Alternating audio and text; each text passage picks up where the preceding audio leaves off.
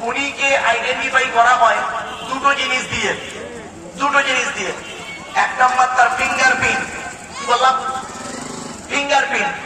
যদি fingerprint match না করে তখন তার কি দেখে ধরা হয় জানেন? চোখের রেটিনা দেখে। তো আল্লাহ পাক বললেন আলাম নাজআল লাহু আইনাইনি, আমি কি তোদের দুটো চোখ তৈরি করি নাই? আমেরিকা, লন্ডন, ফ্রান্স, ব্রিটেনের বৈজ্ঞানিকরা গবেষণা করে বলল ওই সর্বনাশ, কোরআনে চোখের কথা আলাদা করে বললো কেন? এই পৃথিবীতে যত মানুষ জন্মগ্রহণ করেছেন, যত মানুষ এসেছেন, যত মানুষ আসবেন, কারোর চোখের রেটিনার সঙ্গে কারোর চোখের রেটিনার মিল নেই। জোরে বলুন। তাহলে দুটো হলো আলাদা। কটা আলাদা হলো? আচ্ছা, কটা মোটা আলাদা বলেছে?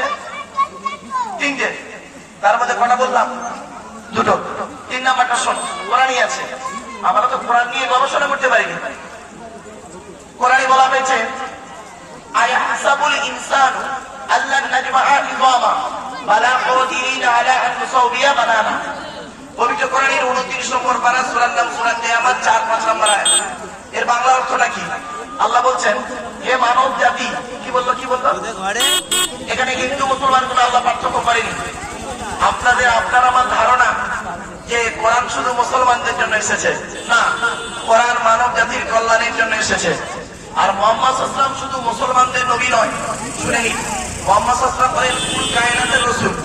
তার দলিল পবিত্র কোরআন নিজেই বলছে, কুল, নবী তুমি বলো, ইয়া আইয়ুহান নাস, হে মানব জাতি, ইন্নী রাসূলুল্লাহি ইলাইকুম জামিআ। আল্লাহ পাক মুহাম্মদকে রাসূল করে পাঠিয়েছে, কুল কায়নাতের রাসূল করে পাঠিয়েছে। তোরে বলুন সুবহানাল্লাহ। এজন্য মুহাম্মদ সাল্লাল্লাহু আলাইহি ওয়াসাল্লামকে নিয়ে যে ব্যক্তি গবেষণা করবে, শুধু তাই নয়, কোরআনকে নিয়ে যে ব্যক্তি গবেষণা করবে, সেই ব্যক্তি উন্নতির চরম শিখরে পৌঁছে যাবে। আপনিও করুন, আমিও করি, সকলে করি। চলুন। এরপরে আল্লাহ পাক বললেন হে মানব জাতি, তোরা কি মনে করেছিস আমরা মরে গেলে পচে গলে হাল হয়ে যাব? কিয়ামতের মাঠে আল্লাহ তুলতে পারবে না, কোনোদিন পাবে না। এই পৃথিবীতে যেমন তোদের বুড়া আঙুলের ছাপ, যেমন কারোর সঙ্গে কারোর কোনো মিল নেই, কিয়ামতের মাঠে কারোর সঙ্গে কারোর কোনো মিল পাবি না। কোরআনের এই আয়াতকে নিয়ে গবেষণা করলো কারা? কোরআনের এই আয়াতকে নিয়ে গবেষণা শুরু করে দিল। কল্পনা করতে পারবেন না, থাইল্যান্ডের চ্যাংম্যাং ইউনিভার্সিটি অ্যানাটমি বিভাগের প্রফেসর, বিখ্যাত পণ্ডিত বৈজ্ঞানিক, লোকটার নাম হলো তাথাগত রেসান। উনি একজন খ্রিস্টান, হিন্দু নন, মুসলমান নন, উনি একজন খ্রিস্টান। উনি বললেন কোরআনে ভুল আছে। বললো কি ভুল? বললো কোরআনে লেখা আছে বুড়া আঙুলের ছাপ নাকি কারোর সঙ্গে কারোর কোনো মিল নেই। আমি কোরআনের ভুল বের করে শুনবো। উনি বললেন কি 1000 মানুষের বুড়া আঙুলে ছাপ নিলেন, 1 বছর ধরে গবেষণা করে দেখছেন কার সঙ্গে কার মিল আছে। ইসলামের কালেমা পড়ে মুসলমান হয়ে গেলেন। আমরা কোনোদিন এসব ভাবিনি, এই চিন্তা আমাদের মাথায় আসেনি।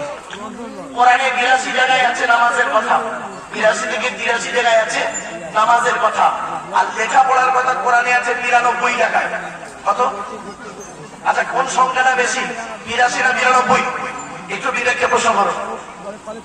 এ মুসলমান এই রমজান মাস গেল, রোজা রেখে সারাদিন নামাজ পড়ে। অনেক মুসলমান দেখবেন রোজা রাখে নামাজ পড়ে না, আবার রোজা রাখে না ইফতার করে, ইফতার করছে, রোজা রাখে না। খারাপ সংস্কার।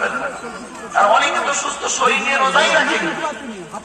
আপনারা কি জানেন কোরআনে রোজা সম্পর্কে কি বলা হয়েছে, নামাজ সম্পর্কে কি বলা হয়েছে? আসছে ওদিকে পাটে পাটে একটা একটা করে।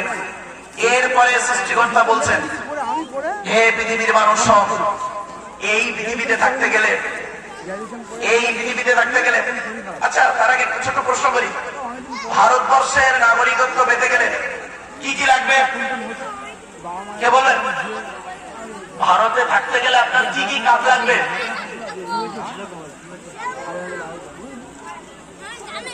জন্ম সার্টিফিকেট 1 নম্বর, তাই তো নাকি? এখন জন্ম সার্টিফিকেট, রেশন কার্ড, এই Aadhaar card, ration card, voter card, এই কোটা হলে, আর এই পঞ্চায়েত একটা সার্টিফিকেট লাগবে, রেসিডেন্সিয়াল সার্টিফিকেট। আর কি লাগবে? বলুন।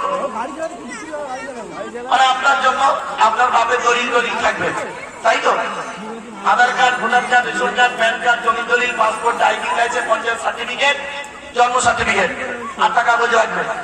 আল্লাহ বলছে শোন, এ ভারত হলো আমার তৈরি, তো আমার পৃথিবীতে থাকতে গেলে ভারত সরকারের নিয়ম হলো আমার দেশে থাকতে গেলে এতগুলো 8টা কাগজ লাগবে, তবে তুই ভারতের নাগরিকত্ব প্রমাণ পাবি। আমি আল্লাহ তোকে বলে দিচ্ছি, আমার পৃথিবীতে থাকতে গেলে, আমার দেওয়া আকাশের পানি পেতে গেলে, আমার দেওয়া সূর্যের কিরণ গায়ে লাগাতে গেলে, আমার দেওয়া জমিনে থাকতে গেলে, গরমে চাষ থাকতে গেলে, চাষ করে খেতে গেলে, আমার দেওয়া অক্সিজেন নিতে গেলে বেশি জিনিস লাগবে না, 4টে কাগজ লাগবে। ওটা 4টে কাগজ। আজকের বাড়িতে যাবেন, এই 4টে কাগজ ঠিক রাখবেন। 4টে কাগজ কি কি? আল্লাহ নিজেই বলছেন আমার 2টো কাগজ লাগবে। আল্লাহ 2টো কাগজ কোরআনে আছে, আর নবীর 2টো কাগজ লাগবে। চলুন, আল্লাহ 2টো কাগজ কি? আল্লাহ নিজেই বলছেন। আর নবীর 2টো কাগজ কি?